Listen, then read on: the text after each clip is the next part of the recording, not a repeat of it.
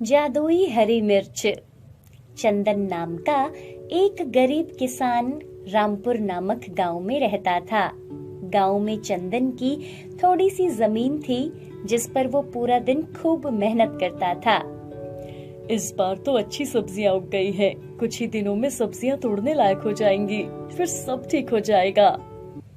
उसी गांव में गोविंद नाम का एक और किसान था जिसकी जमीन चंदन के खेत के साथ ही थी। गोविंद अपने खेतों को देख रहा था। अरे, ये चंदन के खेतों में तो सब्जियां आने वाली हो गई है और मेरे खेतों में तो अभी तक फूल भी नहीं आए। पता नहीं क्या करता है ये, जो इतनी जल्दी इसकी फसल तैयार भी हो गई है। अगले दिन मौसम बहुत खराब हो जाता है और बारिश होती है। गोविंद अंधेरे में अपने खेतों में जाता है और अपने खेतों का सारा पानी चंदन के खेतों में छोड़ देता है। अब देखता हूँ पानी से भरे हुए खेतों में ये कैसे सब्जियां उगती हैं। सुबह तक जब बारिश बंद होती है तो गोविंद के सारे खेतों का पानी भी चंदन के खेतों में भरा था। उसकी सारी सब्जियां पानी में डूबी थी। हे भगवान, ये सब क्या हो गया? मेरे खेतों में इतना सारा पानी। चंदन सर पकड़कर रोने लगता है।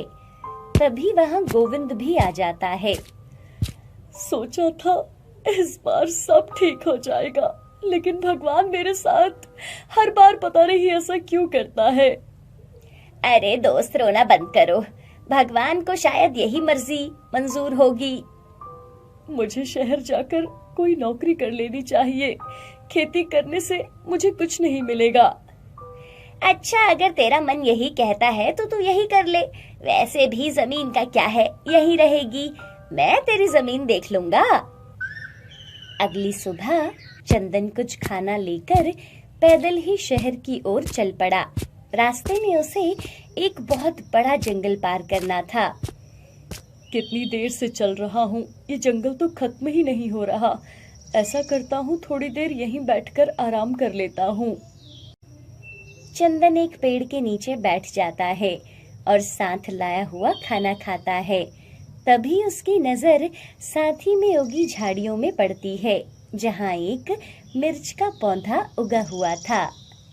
देखो तो जरा, हम अपने खेतों में हरी मिर्च के पौधे उगाने के लिए कितनी मेहनत करते हैं, फिर भी वहाँ कभी जानवर उन्हें नष्ट कर देते हैं तो कभी ज्यादा बारिश से वो गल जाते हैं। लेकिन देखो इसे, यहाँ इसकी कोई देखभाल भी नहीं करता, तब भी ये पौधा कितना अच्छा तैयार हो गया है। चंदन अपने साथ लाए हुए पानी में से थोड़ा सा पानी उस पौधे को डाल देता है। हाँ, आज मेरी प्यास बुझी। चंदन वो आवाज सुनकर डर के पीछे हो जाता है। डरो नहीं मेरे दोस्त, मैं मिर्च का जादुई पौधा हूँ। यहाँ बहुत दिनों से प्यास के मारे मरा जा रहा था। क्या तुम बोल सकते हो? हाँ, मैं बोलने वाला जादुई पौधा हूँ, लेकिन कोई सच्चे मन वाला ही मुझे सुन सकता है। तुम मुझे अपने घर ले चलो।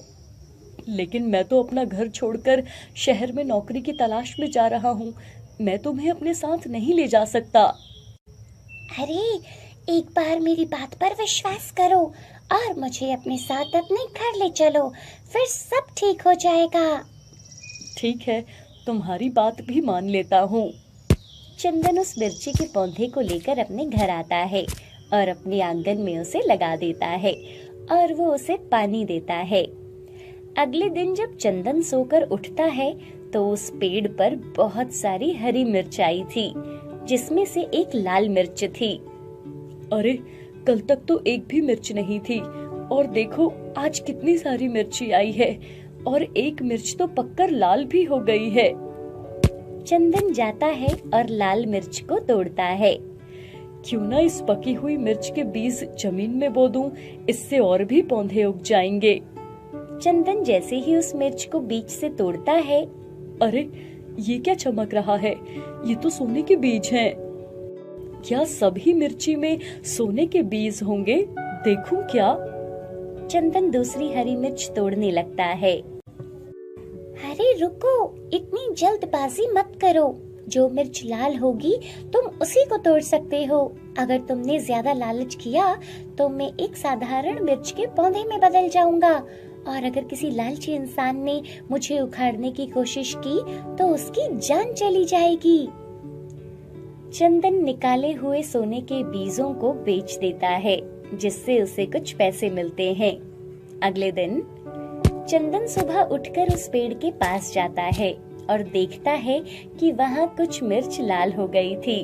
चंदन सब लाल हुई मिर्च को तोड़ता है और सब मिर्चों के बीज निकालकर उन्हें बेच देता है, जिससे उसको उसकी उम्मीद से भी बढ़कर पैसे मिलते हैं।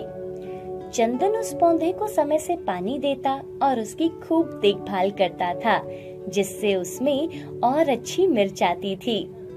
कुछ महीनों में वह बहुत अमीर हो गया। उसने बड़ा घर बना लिया और सुख सुविधा की सारी चीजें खरीद ली और गांव में जमीनें भी खरीद ली, और अब वो गरीब लोगों की मदद किया करता था। गांव के लोग चंदन की बहुत प्रशंसा करते थे। ये बात गोविंद को बिल्कुल पसंद नहीं आती। एक दिन, अरे ये चंदन के हाथ न जाने कौन सा खजाना लगा है, जो दिनों दिन ये अमीर होता जा रहा है। खेतों में सब्जियां तो अब ये उगाता नहीं, फिर इसके पास आखिर पैसे आ कहां से रहे हैं। अगले दिन चंदन मिर्च के पौधे से पकी हुई मिर्च तोड़ता है और उसमें से सोने के बीज निकालता है। अच्छा, तो ये राज है, ये लाल मिर्च में से सोने के बीज निकलते हैं, तभी ये गरीब लोगों को पैसे बांटता है। मैं भी कहूँ इस कंगाल के पास आखिर ऐसा कौन सा खजाना आ गया जो ये रंग से राजा बन गया है। अब देखता हूँ ये चंदन कैसे और अमीर बनेगा। गोविंद रात के अंधेरे में सारी लाल मिर्च तोड़ लेता है। अब हर रोज ये लाल मिर्च मैं ही तोड़ूंगा। और वो वहां से जाने लगता है। अरे क्यों ना इस पौधे को ही यहाँ से उखाड़ कर ले जाऊं और इसे अपने घर में कहीं छिपा कर लगा लूंगा। गोविंद जैसे ही उस पौधे को उखाड़ने लगता है, तभी वहां एक सांप आ जाता है और वो उसे डस लेता है। जब सुबह चंदन उठता है तो वो देखता है कि वहां गोविंद मरा पड़ा था और उसका पूरा शरीर नीला पड़ा था और वहां आसपास कुछ लाल मिर्चें गिरी थी। चंदन सब समझ जाता है कि गोविंद ने यहाँ मिर्ची की चोरी करने की कोशिश की है। मेरे पास अब बहुत धन दौलत है, मैं नहीं चाहता ऐसे किसी की जान जाए। अरे इसमें तुम्हारी कोई गलती नहीं है। लोग अपनी लालच की वजह से अपना बुरा करते हैं, लेकिन तुम चाहते हो तो मेरी एक हरी मिर्च तोड़ लो, मैं एक साधारण पौधे में बदल जाऊंगा। तभी चंदन उस पौधे में से एक हरी मिर्च तोड़ता है और तभी वो जादुई पौधे से साधारण पौधा बन जाता है। लेकिन अपने लालच की वजह से गोविंद अपनी जान गंवा चुका था। कुछ समय के बाद चंदन उस पौधे की पकी हुई मिर्च से बीज निकालकर जमीन में बोता है और अपनी सारी जमीन पर मिर्च के पौधे लगाता है।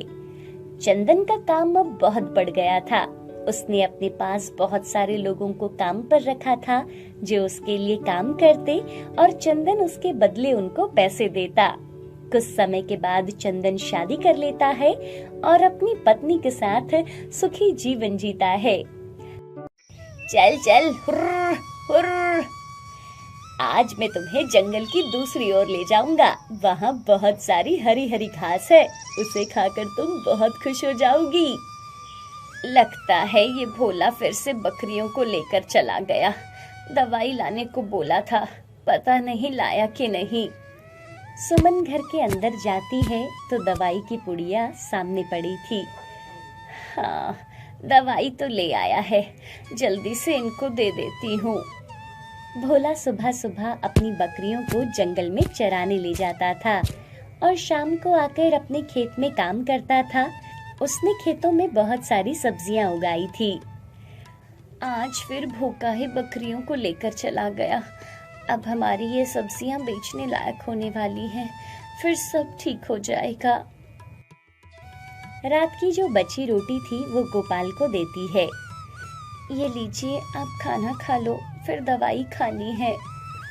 तुम अपने लिए भी कुछ ले आओ। और भोला कहाँ है? उसको बोलो वो भी खाना खा लेगा।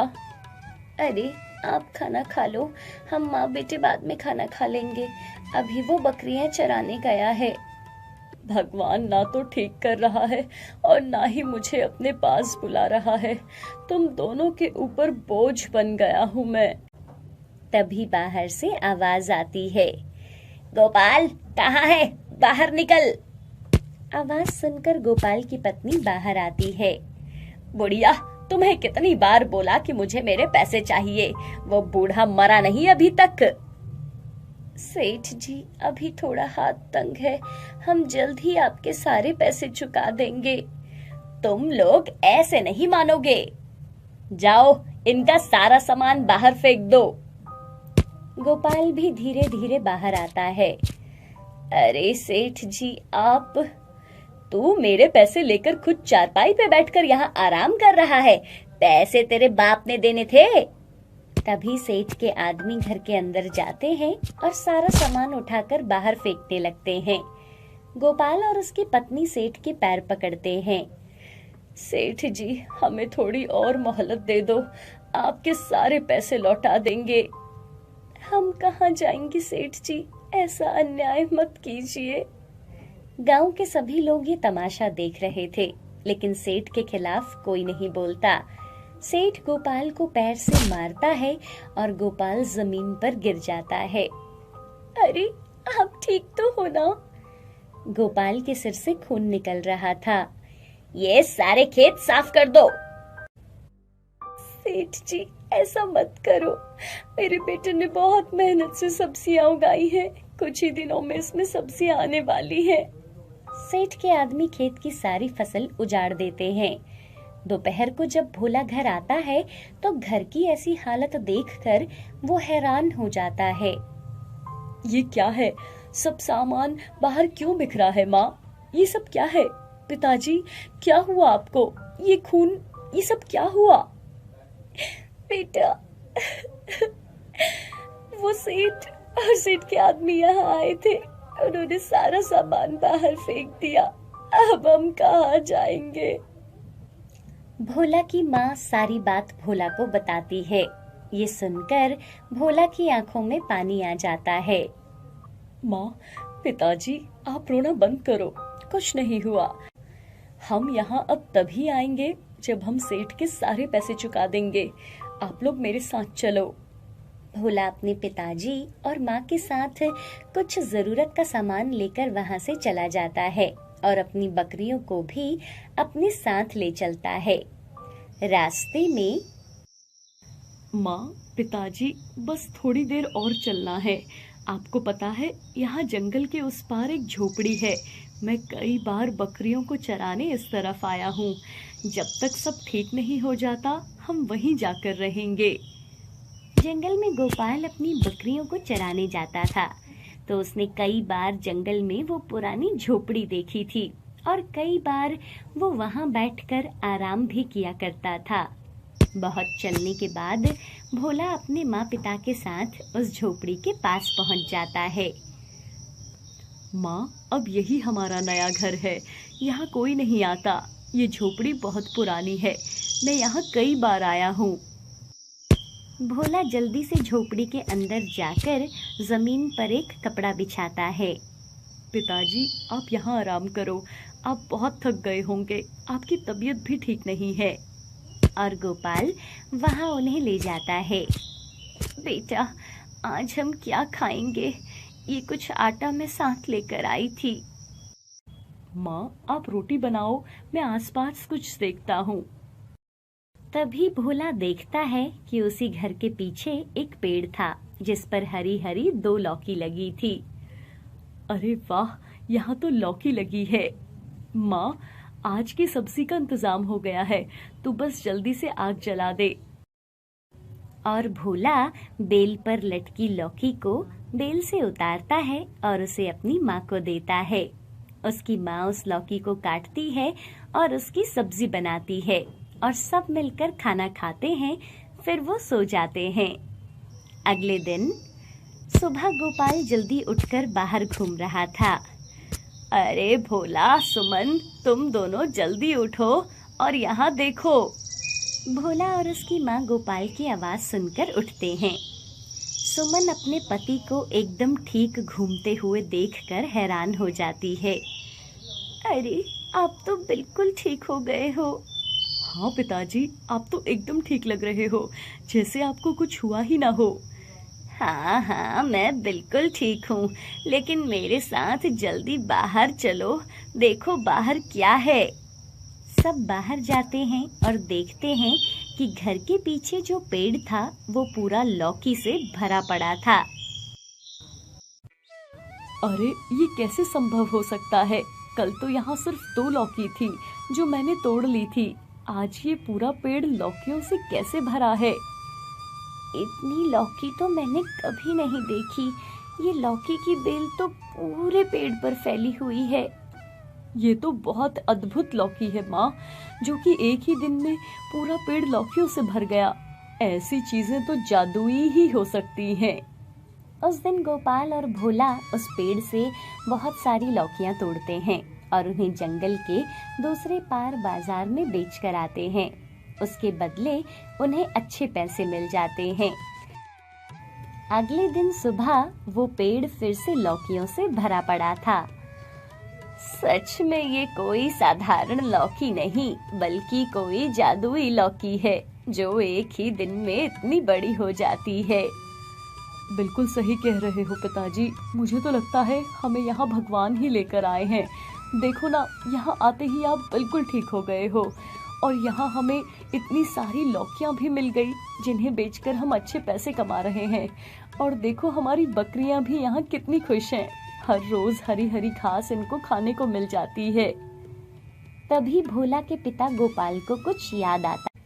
मुझे लगता है ये वही झोपड़ी है जिसके बारे में हमारी माँ हमें कहानियाँ सुनाती थी। कहानियाँ? कौन सी कहानियाँ पिताजी? मैंने तो कोई कहानी नहीं सुनी। माँ बताती थी कि जंगल के दूसरे पार कोई साधु शिव भगवान की भक्ति करता था। उसे किसी ने यहाँ देख लिया था, लेकिन उसके बाद सब लोग मिलकर वहाँ गए तो वहाँ कोई नहीं था। ऐसा माना जाता है कि वो उस आदमी के देखते ही वहाँ से गायब हो गया था। अच्छा, तो ये झोपड़ी उसने बनाई होगी और क्या पता ये लौकी भी उसी की शक्तियों से उगी हो। उन सबको वहाँ रहते हुए कुछ महीने बीत गए थे। कुछ ही समय में भोला अपने सारे पैसे चुका देता है और अपनी जमीन और सेठ से घर को वापस ले लेता है। माँ, पिताजी, हमें हमारी जमीन और घर वापस मिल गया है। मैंने सेठ के सारे पैसे लौटा दिए हैं। भगवान, इस लौकी की बेल की वजह से ही ये सब हो पाया है। अगर ये बेल नहीं होती तो पता नहीं हमारा क्या होता। तभी बेल से आवाज आती है। जो अच्छे लोग होते हैं मैं उनकी मदद करती हूँ। ये लो, मेरे कुछ बीज ले जाओ और अपने खेतों में बो देना। देखना, फिर सब ठीक हो जाएगा। भोला अपने माँ पिता और बकरियों के साथ अपने घर चला जाता है और अपनी जमीन पर उस लौकी के बीजों को बो देता है। कुछ ही दिनों में वहाँ बहुत सारी लौकियाँ उगती हैं। ये बात सारे गांव में फैल जाती है। दूर दूर के गांव से लोग उनसे लौकी खरीदने आते थे। ये बात सेठ को रास नहीं आती। ये 2 कौड़ी का किसान मुझसे घर जमीन सब लेकर लौकियां उगा रहा है, इसे तो मैं बताता हूँ। रात के अंधेरे में सेठ अपने आदमियों के साथ जाता है और देखता है कि खेत लौकियों से भरा पड़ा था। एक भी लौकी छूटनी नहीं चाहिए, सब लौकियां तोड़ लो और सारी बेलें उखाड़ दो। जैसे ही सेठ के आदमी खेत में जाने लगते हैं तो लौकी की बेलें पूरी जमीन पर फैल जाती हैं और सब बेलों में फंसकर गिर जाते हैं। अरे कमबख्तो, यहाँ आकर तुम लेट क्यों रहे हो? जैसे ही वो लोग उठने की कोशिश करते हैं, फिर से लौकी की बेल में उलझ जाते हैं। सेठ खुद खेत में जाता है तो वो भी बेलों में फंसकर गिर जाता है। हे भगवान, ये सब क्या हो रहा है? मुझे ये बेलें उठने क्यों नहीं दे रही? तभी सामने से बड़ी बड़ी गायों का झुंड उनकी तरफ आने लगता है। अरे गाय आ रही है, अरे कोई मुझे बाहर खींचो, मुझे बचाओ।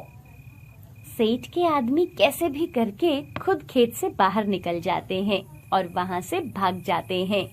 अरे कहाँ भाग रहे हो, मुझे बचाओ, मैं तुम्हें जान से मार दूंगा, छोड़ूंगा नहीं तुम नमक हरामों को। सेठ कैसे भी करके उन लौकी की बेलों से खुद को छुड़ाता है और गाय से डरता हुआ अपने घर भाग जाता है। भगवान, आज तूने मुझे बचा लिया, आज के बाद मैं वहां कभी नहीं जाऊंगा। अब भोला लौकी बेचकर गांव का सबसे अमीर आदमी बन जाता है और अब लोग मदद के लिए सेठ के पास नहीं जाते थे, बल्कि गोपाल के घर जाया करते थे और गोपाल और भोला सबकी मदद किया करते थे।